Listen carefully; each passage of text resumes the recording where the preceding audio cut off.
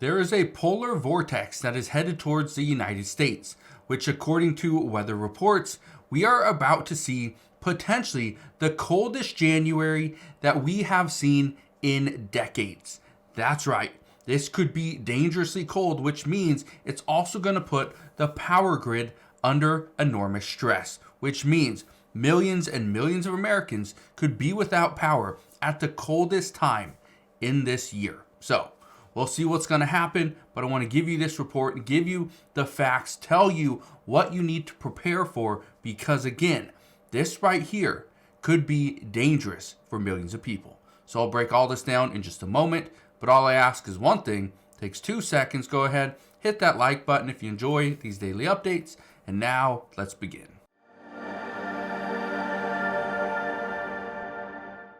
So I wish it wasn't so, but it is. We are about to head into a very dangerously cold time.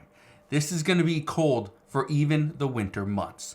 So for all those people that are living in their cars, that are living under underpasses, that don't actually have a place to go, well, you might want to get someplace, because this is going to be devastating. Look at this right here.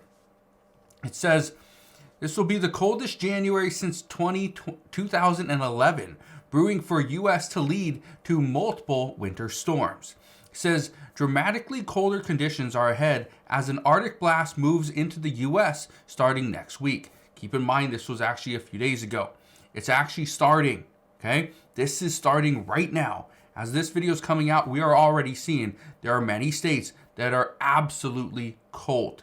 It says the bitterly cold pattern could be the coldest January in more than a decade and may be strewn with winter storms for the Midwest, South, and the East.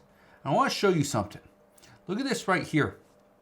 It says winter storm warning for New York. Up to 14 inches of snow expected until Friday morning.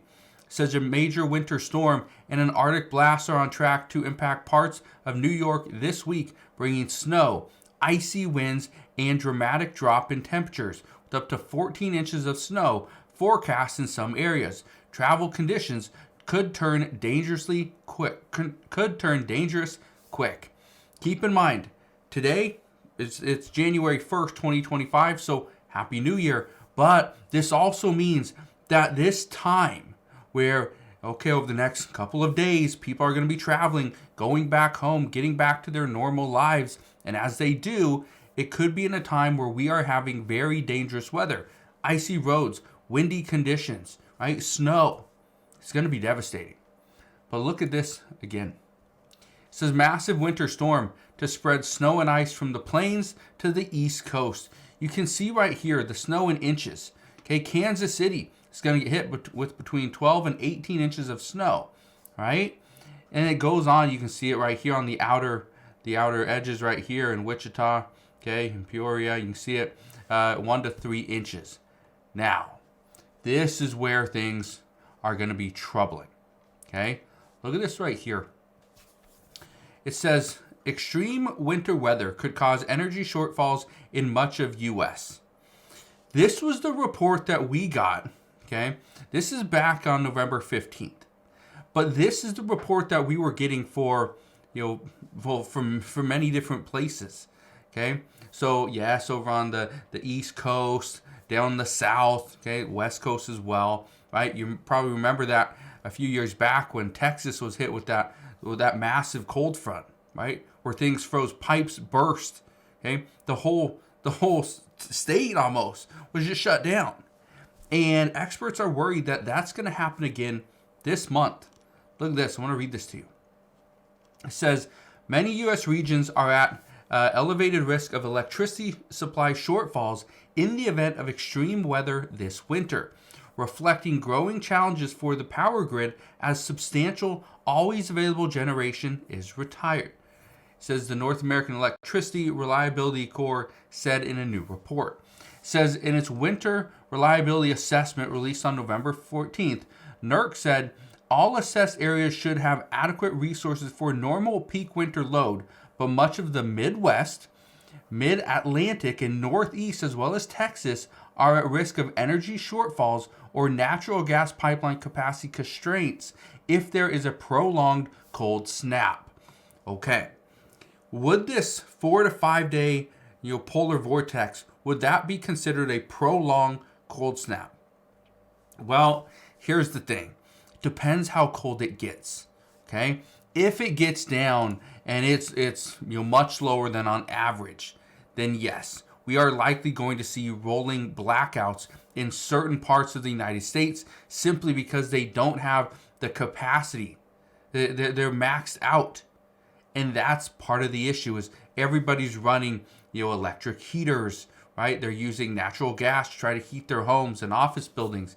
It's going to be a disaster. Hey, that's what we're hearing. But again, look at this.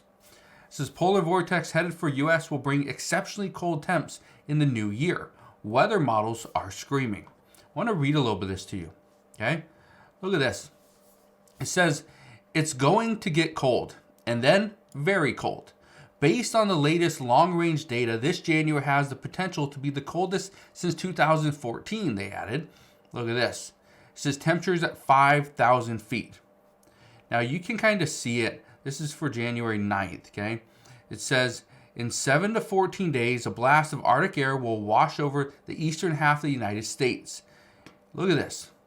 Round 3 expected to be a significant Arctic outbreak. Look at that, okay? Now, I want to read a little bit more. It says, temperatures are expected to begin dropping from the Rocky Mountains to the East Coast around Thursday, but the real plunge will set in somewhere between 7 and 14 days from now. Keep in mind, this was written, okay, on the 30th. That was 2 days ago. All right, let's keep reading it. It says, the plunge will bring wind chills across the Midwest, dipping below zero, exceptionally cold temperatures down to 20 degrees below average in some places. That is what I was telling you. Okay? If it is exceptionally cold, right? Much colder than normal, than the average temperature, that's where we're concerned. And that is where NERC is saying that is why so many more places are at an elevated risk. Okay? Extreme weather could cause energy shortfalls in much of the US. Simply because, again, it's cold. We're seeing icy winds, snow, okay? And again, as people are traveling, it's going to create a lot of problems, not just on the roads, but in other cities as well. Now, I want to read you a little bit of this other article as well, and just kind of show you what's going to happen. It says, the first push of cold air will come Wednesday for the north-central U.S., with high temperatures in the single digits or teens expected for parts of Montana, the Dakotas, and Minnesota. Okay, keep in mind Wednesday. Well, that's today. It says cold air will spread south and east each day for the remainder of the week and through the weekend. The West will largely miss out on any considerable cold, as has been the trend since at least the fall. Goes on to say, Chicago's high temperatures will be stuck in the low 20s by Friday, which is about 10 degrees colder than normal for early January. High temperatures may not rise above the freezing mark in Kansas City, Missouri, St. Louis, or Cincinnati. Low temperatures early Saturday will be downright frigid for millions. Single-digit lows will reach Nebraska, Iowa, Illinois, while lows could dip as much as 25 degrees below zero in northern North Dakota. Yeah. It's going to be cold. Okay? It is going to be extremely cold. I want to show you this one last thing. It says next week will be even colder. The first batch of cold air through the weekend is just an appetizer. A more brutal blast of bone-chilling air, the coldest of the season, along with dangerous wind chills, will push into northern U.S. On Monday and overspread the eastern two-thirds of the country by Tuesday.